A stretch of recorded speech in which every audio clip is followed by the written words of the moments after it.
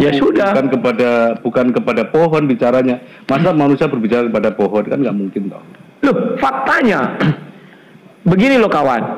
Andai kata saya ada di belakang Musa saat itu, saya nggak lihat Tuhan tuh. Yang saya lihat Musa menjawab. Mengenai dia Tuhan, maka dia jadi Tuhan. Oke, sekarang saya buka surah 28 itu ya, biar kamu paham. Tunggu dulu ya, terima kasih. Surah 28 ya, ayatnya tadi ke 30, sekarang saya bukakan 33. Nah ini perhatikan, Musa sedang berhadapan dengan pohon itu. Perhatikan ya. Maka Musa mengatakan begini, Musa kan nggak tahu Tuhan itu berada di mana. Apakah di Ars? Mana ada diketahui Musa Allah SWT di Ars.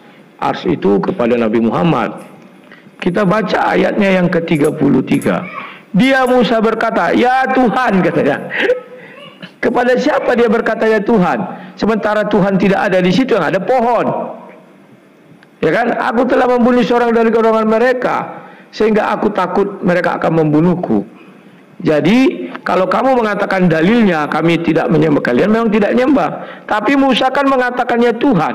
Ciri-ciri menuhankan apa? Aku bilang, dia menjawab ya Tuhan. Sudah terpenuhi ya. Musa menjawab ya Tuhan. Wah, itu bukan kepada pohon. Siapa bilang yang ada di situ hanya pohon, lembah. Bukan kepada pohon, kawan. Kepada siapa? Kepada Tuhan. Memang Tuhan ada di situ kan? Tidak ada. Saat ya, itu Tuhan kan maha mendengar, Bung. Sebentar dulu. Pun kita sendiri aja bisa aja bilang ya Tuhan ampunilah kami, itu bisa. Betul. Saat itu dia lagi bincang-bincang. Bincang-bincang sama apa? Kan sama pohon. Karena dari pohon itu keluar suara. Sudah kubuka tadi tafsir 1952. Masa kau bilang Musa bicara sama pohon? Loh, di hadapan dia kan pohon. Ah ini tafsir. Tafsir Bang. Loh, tafsir Ibnu Katsir dengar ya.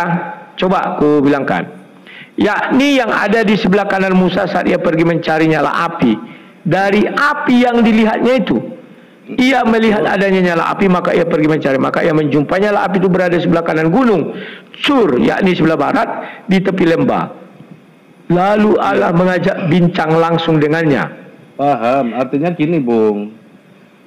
Dia memang Musa menghadap ke arah itu, tapi bukan berarti Musa itu berbicara kepada pohon atau api yang ada di situ gitu. Memang arahnya ke situ.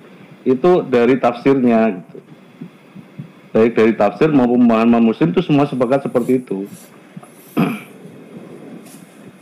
Gitu, ya. Bang Rudi. Jadi saat itu Musa berbicara kemana? Ya ke arah itu, tetapi ya sudah. bukan kepada pohon bicaranya. Masa manusia berbicara kepada pohon, kan nggak mungkin toh. Loh, faktanya begini loh kawan. Andai kata saya ada di belakang Musa saat itu, saya nggak lihat Tuhan tuh. Yang saya lihat Musa menjawab pohon, dan dari pohon keluar suara. Musa menjawab. Saat itu loh, saya tidak bilang Musa menuhankan pohonnya, tapi pada saat itu. Gini, kami Muslim kalau berdoa itu juga menghadapnya ke kiblat. Dan menghadap kiblat itu apa? Tunggu lu, kiblat itu apa? Jelaskan. Kiblatnya itu bait suci, bait Allah lah.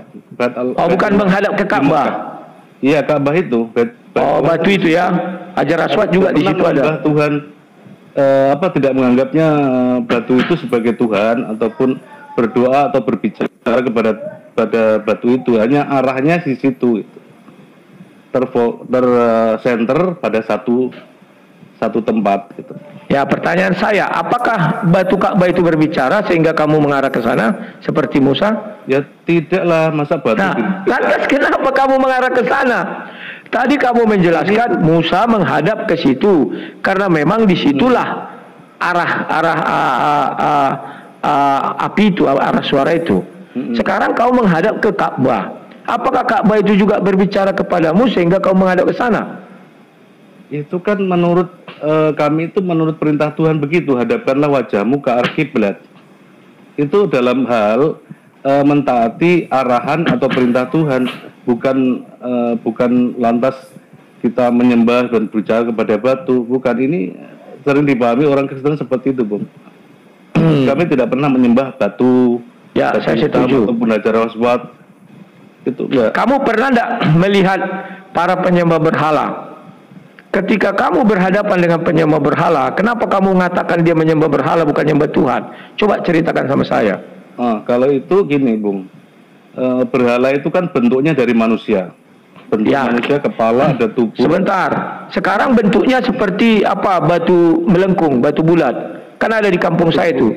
Dia di hadapan batu bulat, dia memuji-muji batu itu. Coba, kenapa kamu katakan dia penyembah berhala? Batu bulat di kampungmu? Ya, atau udahlah, kemarin ada di Inggris. Sudah kami tunjukkan contohnya di Inggris, mereka mengelilingi batu itu dan berdoa di situ. Kenapa kamu katakan dia penyembah berhala? Itu dalam hal konteks Tuhannya siapa dulu. Kalau Kenapa? Tuhannya Allah saja itu berarti bukan berhala, tapi kalau lebih daripada satu, ini di dalam Islam ya.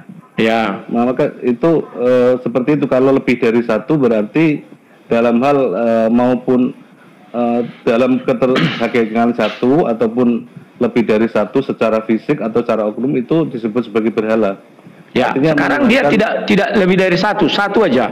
Dia mengatakan ada sebuah batu bulat bentuknya tinggi loncong. Sesudah itu dia sujud ke arah situ dan berbicara, ya Tuhan berilah aku berkat, berilah aku gini. Kenapa kau katakan dia penyembah berhala?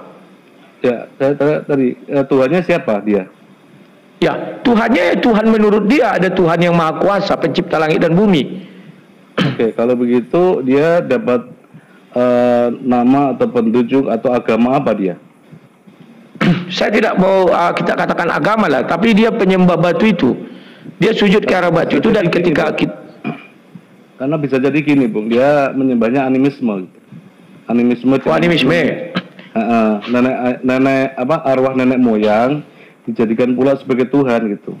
Dia ketika kita tanya, dia mengatakan, saya menyembah Tuhan. Tapi kenapa kau sujud ke batu loncong ini? Bagaimana kau bisa menerjemahkan itu adalah penyembah berhala? Coba ajari kami. Ya, masalahnya ditanya dulu itu, dia itu nyembahnya kepada siapa gitu dulu. Tuhan pencipta langit dan bumi. Tuhan itu bisa berbagai macam, Bro. Kalau Tuhan yang, kalau dia itu misalnya animisme bisa juga disebut sebagai Tuhan juga. Artinya lebih other than Allah gitu, lebih di samping Allah. Saya paham maksudmu. Jadi kalau dia menyembah kepada Allah itu tidak menyembah berhala. Tapi kalau dia menyembah kepada selain Allah itu berhala sekalipun dia sujud ke arah batu, gitu ya? Iya. Terima kasih. Ada lagi yang mau ditambahkan?